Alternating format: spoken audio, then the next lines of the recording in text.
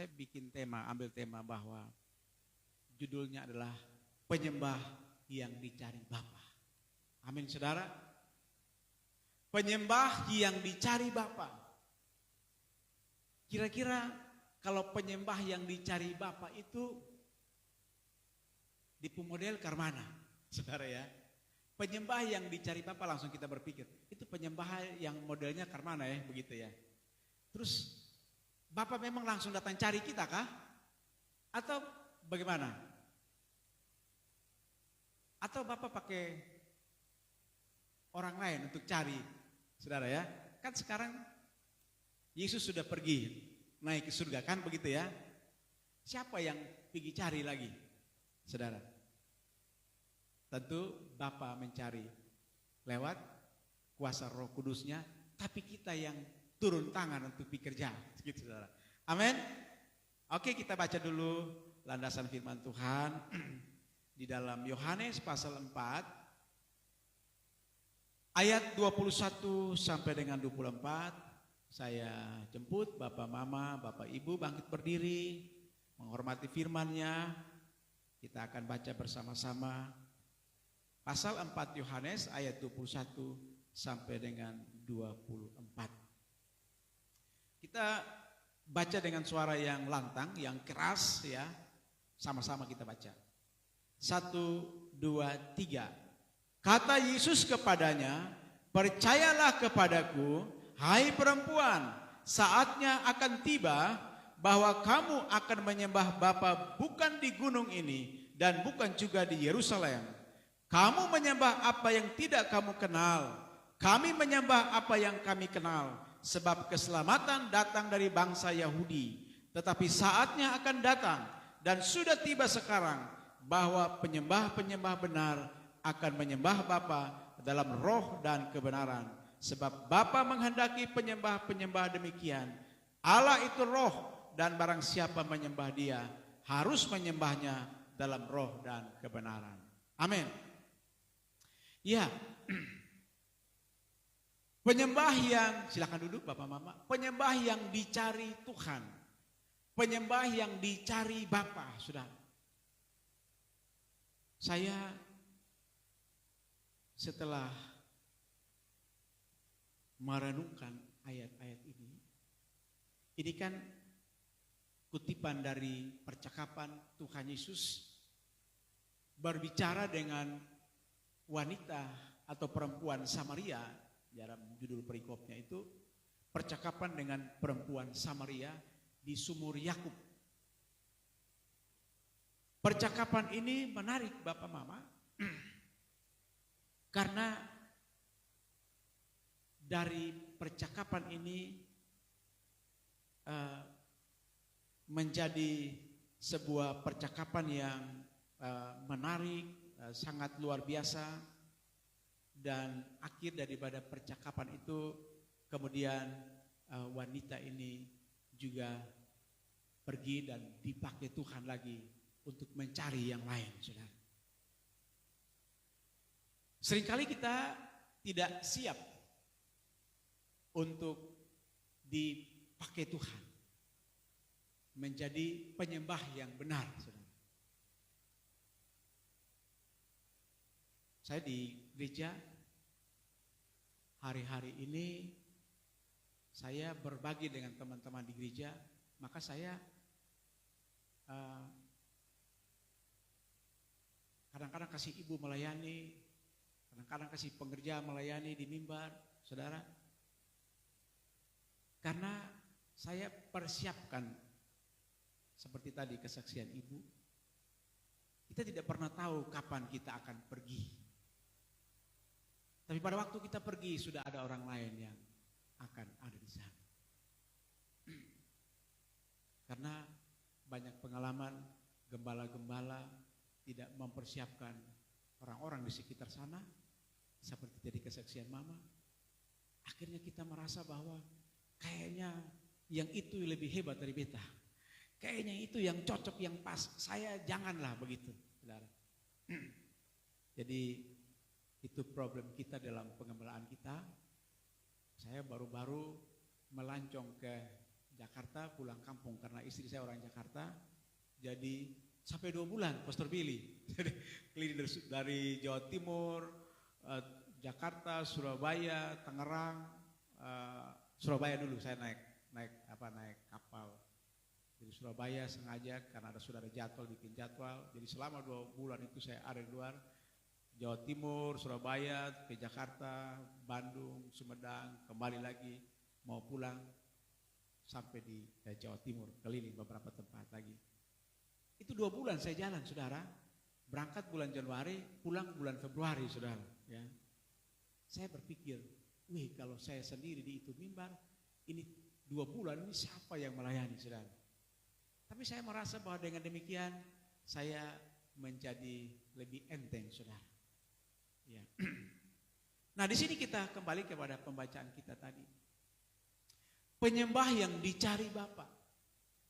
Dalam percakapan kita ini yang menarik adalah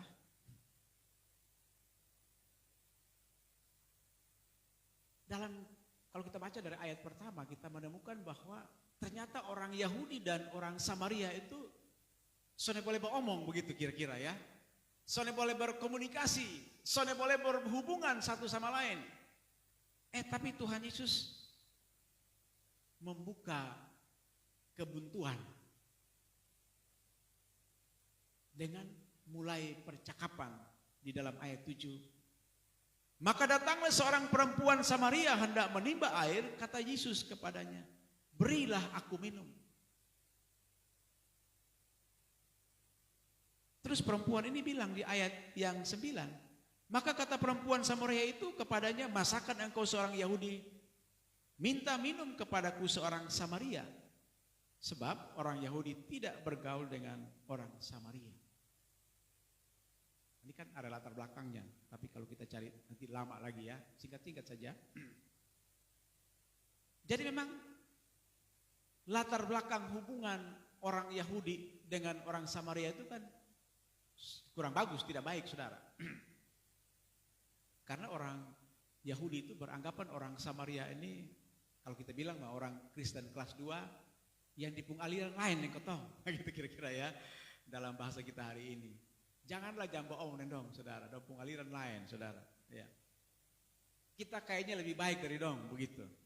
Sehingga waktu Yesus membuka percakapan ini, langsung wanita ini berkata, masa kamu minta minum sama saya, begitu. Saudara, dari sini kita belajar. Ini sering belajar tentang penginjilan. Seringkali kita sulit untuk mendekati orang lain karena kita sudah pasang tembok. Kita sudah pasang pagar.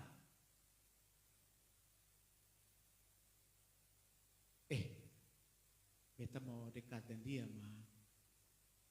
Dia bukan orang Allah. Saudara ya. Beta orang nanti ketemu omong sana ketemu, saudara. Tapi Yesus memberikan kepada kita rahasia ini bahwa kalau kita dalam semangat menuntaskan amanat agung kita harus mendekati setiap orang karena fokus kita adalah menangkan jiwa. Amin, saudara. Nah, ini yang dilakukan oleh Yesus, bahwa walaupun ada penghalangnya, walaupun ada temboknya di situ, tapi Yesus dobrak, saudara. Saya dulu waktu belum mengerti, saudara, banyak kesempatan bagi saya untuk menginjili orang, memenangkan jiwa. Tapi saya tidak melakukan itu karena saya tidak mengerti.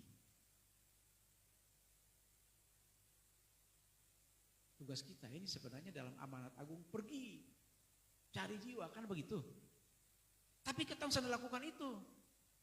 Karena pertama kita sudah ada tembok yang orang lain dirikan, atau juga mungkin kita yang mendirikan tembok itu sehingga sulit untuk kita terobos ke sana. Padahal ketemu kawan-kawan di kantor, ketemu tetangga-tetangga ada banyak. Saya di gereja saya bilang tahun 2026 ini setiap jemaat share satu orang. Tahu ya share satu orang itu begini ya. One get one. Satu orang share satu orang.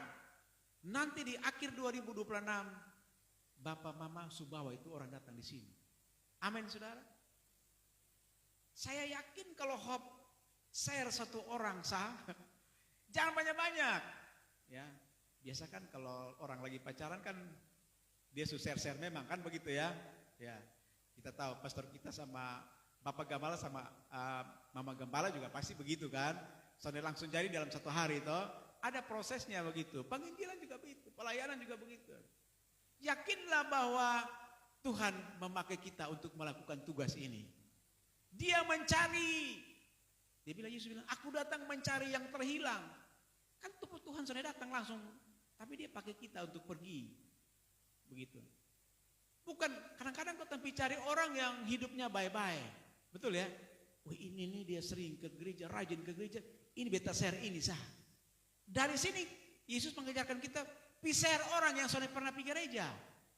Amin saudara. Wanita ini kalau kita baca latar belakang kehidupannya tidak benar. Apakah Yesus sudah tahu? Dia Tuhan, dia Allah yang maha tahu. Amin saudara. Jadi kalau Bapak Mama share siapa, nah cari tahu di latar belakang saudara. Amin. Kan kita ini kan bukan maha tahu. Tapi kalau kita mau share dia, kau cari tahu dulu. Kira-kira pendekatan dengan dia. Gitu, saudara. Saya yakin ya, ada banyak orang di luar kita yang sedang menunggu. Menanti kapan kita datang ke mereka semua. Saya kemarin itu saudara, ketika selesai khotbah, bertemu dengan seorang ibu. Dari depannya seperti itu ada masalah saudara. Kau omong-omong ternyata dipu masalah banyak saudara. Kalau kita lihat dari luar saudara, kita pikir orang senyum dengan kita, dia tertawa dengan kita. Beres sudah ada masalah saudara. Saudara ternyata setelah kita ngobrol-ngobrol, Tuhan buka jalan bahwa dia punya banyak masalah saudara. Saya yakin kalau kita pakai Yesus punya teknik ini, Hope tidak akan lama lagi kita pindah tempat karena dipenuhi oleh jiwa-jiwa yang baru saudara. Sangat yakin saudara. Kan saya di Rote itu pernah kecewa saudara. Jadi Mama Gembala tantangan banyak ya Mama ya menggembalakan saudara. Kita semua melayani lama-lama, ini jiwa sudah tambah-tambah saudara. Tapi kita doa terus. Terus kita turun bertemu dengan siapa saja, bicara dengan mereka, berbuat baik dengan mereka. Kok ini belum ada pertumbuhan, belum ada perkembangan. Saudara, satu hari Tuhan kirim 5 kepala keluarga, 30 jiwa datang satu hari saudara. Saya juga bingung saudara, bagaimana caranya? Di tengah-tengah kekalutan kita sebagai gembala, kayaknya kau sudah bisa lah ini, sustak, sudah maju lagi saudara. Tuhan kirim orang begitu banyak saudara. Apa yang kita kerjakan pada hari ini tidak langsung terjadi hari ini, tidak bisa kita lihat hari ini, besok, lusa, minggu depan, bulan depan, mungkin juga tahun depan. Apa yang kita tabur hari ini pasti akan kita tuai. Karena itu perlu kesetiaan dalam hidup kita, terus tekun melakukan apa yang kita lakukan pada hari ini. Karena satu hari Tuhan akan menjawab apa yang sedang kita gumuli dalam hidup kita. Yesus membuka kebuntuan ini, berilah aku minum. Yesus tahu, soalnya boleh mau omong, begitu saudara ya. Tapi dia menunjukkan kepada kita bahwa kita untuk memenangkan jiwa, singkirkan berbagai penghalang di sekitar kita untuk kita masuk di situ. Kita sudah bikin benteng di kepala kita. Rasul Paulus bilang ada benteng di kita pun kepala ini. Yang membuat kita tidak bisa pergi mana-mana lagi. Dulu saya baru sekolah teologi ya saudara. Setiap saya ketemu dengan, sampai sekarang saudara, setiap saya ketemu dengan orang naik taksi, paling senang naik taksi saudara. Ketemu dengan tukang taksi, langsung saya ngomong memang penginjilan saudara. Karena saya yakin hari ini dia belum terima Tuhan. Tapi satu hari pasti. Saya bilang Roh Kudus bekerja. Satu hari saya percaya dia akan menerima keselamatan. Jangan pandang beta omongin dia, nanti dia datang di beta pun gereja. Lepaskan saja. Karena Alkitab juga bilang, ada orang yang berpikir kita akan menabur, menuai di tempat yang bukan kita tabur. Tapi itu juga akan berlaku ke kita. Mungkin ada orang lain yang menabur di luar sana, tapi kita yang akan menuainya. Jangan pernah kita buat tembok dan membatasi diri kita. Kemudian saudara, Yesus berkata di dalam ayat 10, jikalau engkau tahu tentang karunia Allah dan siapakah dia yang berkata kepadamu, berilah aku minum, niscaya engkau telah meminta kepadanya dan ia telah memberikan kepadamu air hidup. Yang menjadi masalah bagi kita di dalam memenangkan jiwa adalah sonde tahu. Amin saudara. Sonde tahu di pun teknik. Sonde tahu di pun cara. Sonde tahu tekniknya, sonde tahu caranya karena kurang pengetahuan. Makanya saya bilang tadi, saya dulu punya banyak kesempatan. Tapi sonde tahu mau omong. Saya ini dulu bukan orang yang pintar omong bang mama. Sonde tahu mau omong saudara. Omong yang orang saya gak matar, takut saya gak mati. Saya ingat waktu pacaran sama istri saya yang sekarang sudah jadi istri itu saudara. Waktu saya pacaran dengan dia, ini kan kita baru angkatan pertama lah di sekolah teologi ya. Jadi dikenalkan lah. Ini ibu bilang, ayo ke rumah yuk. Yo. Jadi beta pun ini ibu punya keluarga nih, wih ini calon pendeta ya. Kan dong pikir calon pendeta ini tahu semua saudara. Ibadah tutup tahun 31 Desember. Kan saya lihat, ya ini ibadah apa sih? Keluarga lah. Saya pikir keluarga pasti ada 2-3 orang lah yang datang begitu ya. Semakin malam, satu datang, dua datang. Itu rumah penuh saudara. Wih, ini rumah penuh. Kemudian saya mulai keringat dingin. Kan saya tahu omong toh. Jadi beta mulai sandar di tembok berbeta omong. Kan sudah mata saudara. Karena pengetahuan kita terbatas. Atau kita bergantung kepada pengetahuan kita. Yang sedikit itu. Kemudian membuat kita takut. Membuat kita tidak bisa berbuat apa-apa. Di sini firman ini mengajarkan kepada kita. Bahwa tadi di dalam Roma 10 ayat 3 bilang begini. Sebab oleh karena mereka tidak mengenal kebenaran Allah dan oleh karena mereka berusaha mendirikan kebenaran mereka sendiri, maka mereka tidak takluk kepada kebenaran. Pertama, tidak mengenal Allah, kemudian kita mendirikan, kita punya pengetahuan sendiri begitu. Kemarin saya masih diskusi tadi malam dengan seorang teman pendeta juga. Dia bilang, Allah punya plan A, plan B, plan C, saudara. Saya bilang Allah tidak punya plan A, plan B, plan C. Hanya satu saja. Karena Ayub bilang rencana Tuhan, rencana Allah tidak akan gagal. Kalau rencana Allah gagal, maka dia bukan Allah. Yang kita bilang ada plan A, plan B itu kita, bukan Tuhan. Saudara, kita berusaha mendirikan pengenalan akan Tuhan dengan pikiran sendiri. Jadi di sini perlu modal untuk kita belajar. Makanya Alkitab bilang, berbahagialah orang yang merenungkan Taurat Tuhan siang dan malam. Amin saudara. Kita setiap hari mesti begitu saudara. Karena Tuhan suruh kita datang ke sini, ini ada maksud Tuhan sebenarnya. Bukan kita duduk di gereja, kemudian kita datang dengar puji-pujian, dengar khotbah, terus kita pulang, selesai.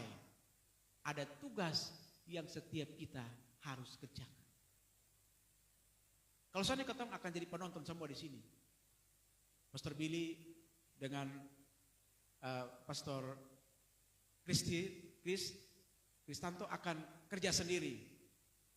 Atau teman-teman yang ada di panggung ini kerja sendiri. Atau aktivis pengerja kerja sendiri. Tapi kalau kita semua mengambil bagian di dalam pekerjaan ini, begitu cepat kita akan mengalami pertumbuhan, perkembangan. Persoalannya kita tidak mengisi hidup kita, tidak membekali diri kita. Kemudian kita memberikan pengenalan sendiri, ya kan? Beta sudah bisa, oh dia yang bisa sah. Begitu kita batasi diri kita. Galatia 4 ayat 9 bilang begini, tetapi sekarang sesudah kamu mengenal Allah, atau lebih baik sesudah kamu dikenal Allah. Jadi kita kenal Tuhan itu ada hubungan dua arah sebenarnya. Komunikasi kan dua arah, hubungan dua arah, relasi. Kita mengenal dia dan dia kenal saya, begitu kira-kira. Kalau kita kenal Tuhan kita dan Tuhan kita kenal kita, maka dia akan tolong kita melakukan apa saja. Maka dia bilang, pergilah, jadikan semua bangsa muridku. Waktu Musa bilang, wih Bapak, beta kalau suruh pimpin ini orang Israel dong, ini orang hebat semua. Beta sudah bisa beromong. Saya ingat dulu saya begitu, saya tahu beromong saudara. Sekarang saudara, bilang kalau ketemu orang, dia belum omong, saya sudah omong duluan saudara. Dan omong sampai kasih orang kesempatan lagi saudara. Yang tadi keterbatasan kita, sekarang diubah oleh Tuhan. Makanya dia bilang, Alkitab bilang, apa yang tidak pernah kamu bayangkan tadi itu sekarang. Karena kita memberikan diri kita kepada dia. Sekarang sesudah kamu mengenal Allah, enak ini kalimat. Atau lebih baik sesudah kamu dikenal Allah. Jadi Allah mencari penyembah-penyembah yang dicari Allah, yang dicari Bapa itu adalah orang-orang yang kenal dia dan dia tahu kita siapa, saudara. Amin, saudara. Kalau kita kenal dia, kalau dia tahu kita tidak akan pernah punya keraguan, ketakutan, kekhawatiran dalam hidup ini. Wih, ini hari berasu habis, saudara ya. Wih, ini hari beta ada pinjam kredit ini, jatuh tempo. Selama lah besok ini saudara. Saudara ya. Kotong paling pinjam 1-2 juta. Ada orang-orang lain yang pinjam saudara. Amin saudara. Jadi kalau baru pinjam 1 juta, 2 juta jangan takut saudara. Ya. Cuman kadang-kadang mau jatuh tempo itu, ini tanggal 14 nih mau bayar nih. Wih ini sudah tanggal 10 nih belum ada tanda-tanda saudara ya saudara ya. Isu tanggal 13 belum ada tanda juga. Atau juga mungkin tanggal 14 ini belum. Tapi menjelang beberapa menit kemudian Tuhan kirim burung gagak datang saudara. Itu bisa jadi saudara. Apa yang tidak pernah kita bayangkan Tuhan kerjakan bagi kita. Yang penting kita kenal dia dan dia kenal kita saudara. Jadi Yesus berkata, jika engkau tahu tentang kasih karunia Allah dan siapakah dia yang berkata kepadamu. Ternyata wanita ini belum kenal. Amin saudara. Belum tahu dia begitu. Belum tahu dia saudara. Kalau dia tahu pasti Yesus kasih air saudara. Kalau dia tahu Yesus belum minta Yesus kasih saudara. Amin saudara. Kalau kita tahu saudara kita, tahu keluarga kita, dia mulai datang tuh potong suruh kasih macam-macam. Ada kue yang di dalam tuh potong simpan soalnya boleh orang lain, maka kita juga kasih dia saudara. Kalau kita kenal dan kita tahu dia saudara, ada relasi, ada hubungan yang mulai kita bangun.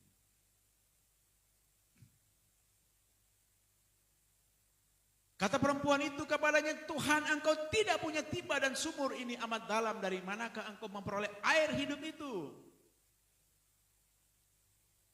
Adakah engkau lebih besar daripada bapa kami Yakub yang memberikan sumur ini kepada kami dan yang telah minum sendiri dari dalamnya, ia serta anak-anaknya dan ternaknya. Jawab Yesus kepadanya, barang siapa minum dari air ini, ia akan haus lagi. Yesus sebenarnya kasih tahu dia, aku ini jawaban bagi semua kebutuhan dan keperluanmu, begitu. Beta datang ini mau selesaikan 20 masalah. Amin. Apapun persoalanmu yang hari-hari ini engkau alami, engkau hadapi, pasti beres.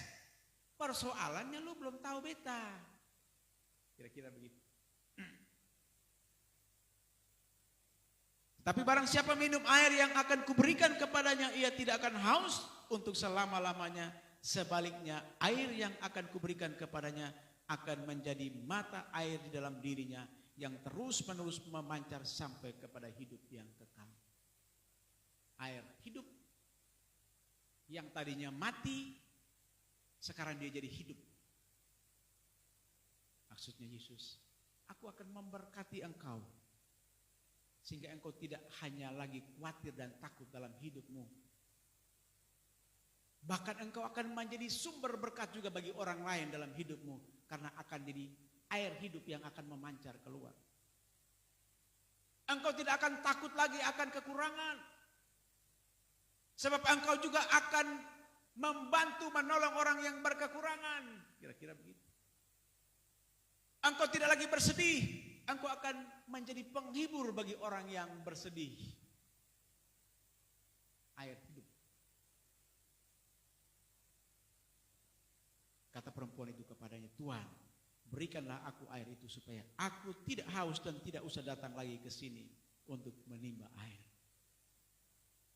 Yesus pernah berkata kepada orang-orang yang datang kepada dia, bosong datang mau ketemu dan beta nih, mau roti toh?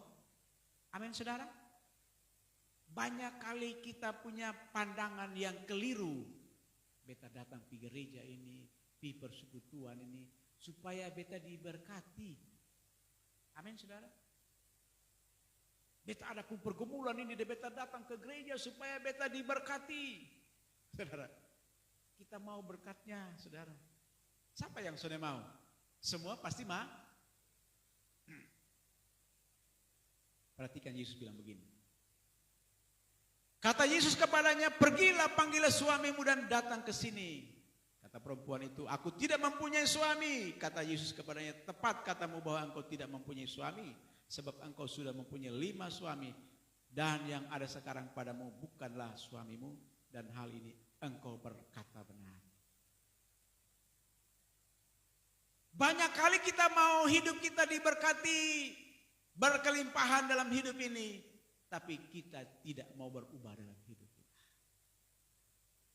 Allah mencari penyembah benar. Hidup kita adalah penyembah. Ya, persembahkanlah hidupmu. Ya tahu? Firman Tuhan bilang begitu. Sebagai persembahan yang hidup yang berkenan kepada Allah. Wanita ini mau berkatnya, tapi sore mau berubah. Bapak beta mau minum itu air mah. Bapak bilang, jangan, sabar dulu, masih ada yang belum beres. Amin saudara. Saudara, setelah saya mengembalakan dan saya melihat sebelum mengembalakan dalam pelayanan-pelayanan yang lain, kenapa gereja itu orang keluar masuk? Ada masalah yang belum beres. Orang datang ke gereja tapi tidak mau berubah. Karena pengenalan tadi. Pengetahuan tadi. Dan dia tidak menyerahkan hidupnya dengan sungguh-sungguh. Mau yang baik, mau berkatnya, tapi tidak mau berubah. Datang ke pelayanan ini, ada masalah di situ. Gembala sen betul lah. Amin saudara. Kan kita gembala, tahu. Mama gembala juga, beta pun anak ini pasti tahu nih. Ini anak yang paling baik ini nih. Tapi mama sudah tahu nih, ini ada yang satu yang nakal ini. Begitu saudara. Ya absen 1 minggu, 1 bulan 1 kali. Ada 1 tahun juga. Saya pernah datang ke gereja, saudara. Tapi omongnya hebat, saudara. Wih, dia kalau omong itu lebih daripada gembala dong lain. Masa dia pernah pergi gereja, saudara. Salah sedikit disuruh kabur, saudara. Ini orang-orang yang mau berkat, tapi tidak mau berubah dalam hidup. Di sini kita melihat bahwa Allah mencari orang-orang yang menyerahkan dirinya secara total bagi Dia. Itulah penyembah benar. Dia tidak menimbulkan masalah di dalam pelayanan kita, saudara. Kalau mau meminimalisir masalah di sini, kita bereskan hidupnya. Maka tadi Rasul Paulus bilang, sudah kenal Dia, tapi lebih baik Dia kenal kita. Kita hanya sebatas kenal Dia, tapi kita belum menyerahkan hidup kita untuk Dia kenal kita siapa. Karena takut kalau Dia tahu kita siapa. Saudara, amin saudara. Wanita ini tadinya takut kalau Tuhan itu kenal dia siapa. Maka dia bilang apa? Aku belum punya suami loh, ya kan? Dia mau ngeles ini. Benar lo belum punya suami, karena itu memang bukan suamimu. Tapi ada 5 orang ini, saudara. Baru dia kaget, wih ini Tuhan, engkau nabi, engkau guru, engkau orang hebat, saudara. Kita mesti menuntun orang sampai kepada sebuah keputusan di mana dia menerima, menyerahkan hidupnya secara total kepada Tuhan. Kalau setengah-setengah itu berbahaya. Saya punya pengalaman di pelayanan pun begitu, saudara. Keluar masuk orang, karena kan ada masalah-masalah yang sepele saja. Ya. Itu dosen datang lah, saudara. Kita mesti cari dong lagi, karena kita gembala yang baik, pergi mencari domba-domba yang sesat, saudara. Pergi kita cari, saudara. Kita pergi juga sering datang juga, saudara. Ya, nanti pergi di pengalasan macam-macam, saudara. Persoalan itu adalah dia belum memberikan hidupnya dengan utuh dan sepenuhnya kepada Tuhan. Orang yang menyerahkan hidupnya dengan sungguh-sungguh kepada Tuhan, apapun masalah yang ia hadapi, dia tidak akan lari dari Tuhan. Bahkan kalau masalah semakin besar dalam hidupnya, dia akan berteriak, Tuhan, aku tidak akan pergi, aku tidak akan lari dari sini, karena aku tahu Engkau akan segera menolong dan melepaskan. Dia tidak akan kompromi, tapi dia bilang, Tuhan, ini loh hidupku. Semuanya aku berikan kepadamu.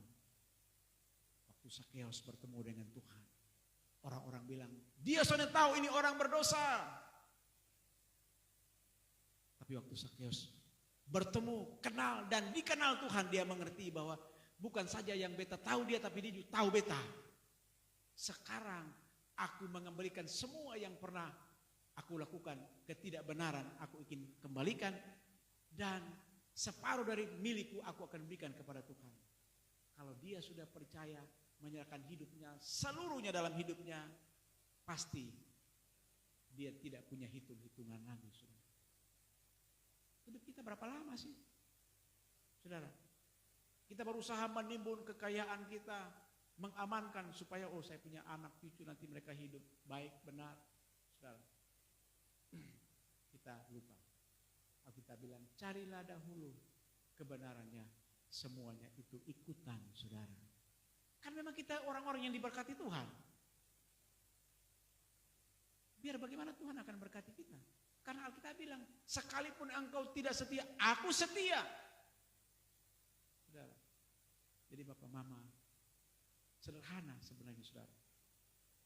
Allah mencari kita karena dia butuh kita untuk melakukan akan tugas-tugas supaya kita membawa orang datang kepada keselamatan. Di sekeliling kita masih banyak orang yang membutuhkan perhatian kita kepada mereka. Jangan kita batasi ketidakmampuan kita. Sebab tadi dibilang, Allah itu roh, menyembah dia dalam roh dan kebenaran. Kita terbatas, kita lemah. Tapi roh itu akan memberikan kekuatan, keberanian, kemampuan. Roh itu juga yang akan menghibur kita, memberikan kekuatan bagi kita untuk kita berani berkata-kata. Bahkan ketika kita tidak bisa bicara, Dia akan berbicara ganti kita, saudara. Amin, saudara. Saya percaya semua kita menjadi penyembah-penyembah yang dicari Tuhan. Kiranya firman Tuhan memberkati kita.